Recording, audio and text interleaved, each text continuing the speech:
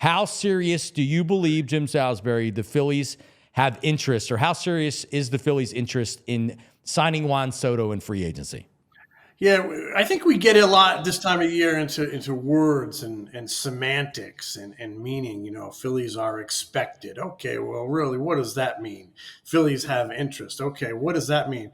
Of course, the Phillies have interest in Juan Soto. Wouldn't you have interest in Juan Soto? I'm sure the Chicago White Sox, as crappy as they are, have interest in Juan Soto. Wow, what would he look like in our uniform?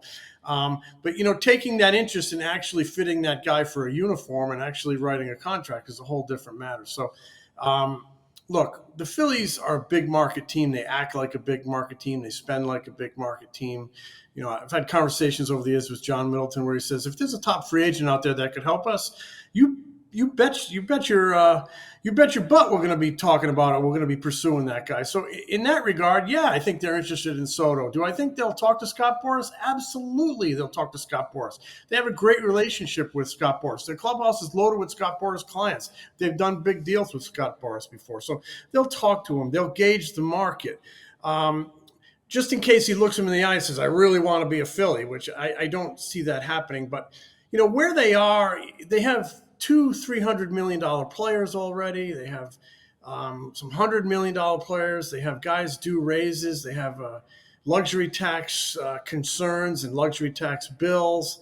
I don't think you can sign a $300 million player every year. And, oh, by the way, this is probably going to be a $600 million player. So, I think they'll do their due diligence. In the end, I just don't see it being a fit. I mean, it would be a great baseball fit, but I don't see it being a payroll fit or a financial fit just for where they are. They've done so many big things recently. I don't know that they can do another, the biggest thing ever, maybe, in terms of present day value this winter. So, again, yeah, they'll be connected to them because of who they are and what they've done in the past, and it behooves the agent, who in this case Scott Boras, to get them involved and get people thinking. But John, the Phillies, I was thinking about this the other day.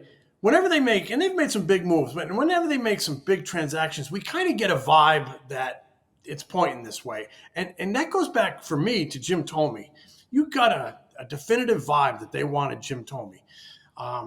Roy Halladay was a different kind of transaction. It was a trade, but you got a definitive vibe they wanted him. Yeah, Cliff Lee, the second time when he came back, was a free agent, and you kind of got the vibe they wanted him.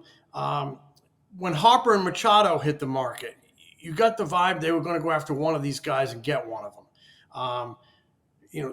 Zach Wheeler was a big deal, but I mean, coming out of right into the offseason that year, you got the vibe that they wanted Zach Wheeler, and all of these things in a way have come to fruition. I just don't get that vibe that Juan Soto is going to be a Philly. It's a situation worth watching, but I just don't know that they can get it to the finish line where they are payroll-wise, where they are in terms of the luxury tax. Signing him probably takes you over the fourth luxury tax threshold, which are massive penalties of like above $40 million. And plus, it hits into your international draft money. It hits into your draft order, where these are important things to a team that needs to build from within. And then you have the whole thing with, the two New York teams are in it, and he's going to be awfully expensive. You look at Aaron Judge, who has like a $40 million, is it 40? I think it's $40 million AAV for a position guy. And then you look at Ohtani, who I think his AAV is like 46 million, but obviously, and that's in present day value. Right. But obviously he's a two-way player. I think this guy's going to want definitely to blow away Judge and probably Ohtani too. And I'm just not sure that the Phillies, where they are, can do another deal like that. And by the way, it's not even a deal like that. It's twice as much as Bryce Harper, and Bryce Harper made all our drawers hit the ground.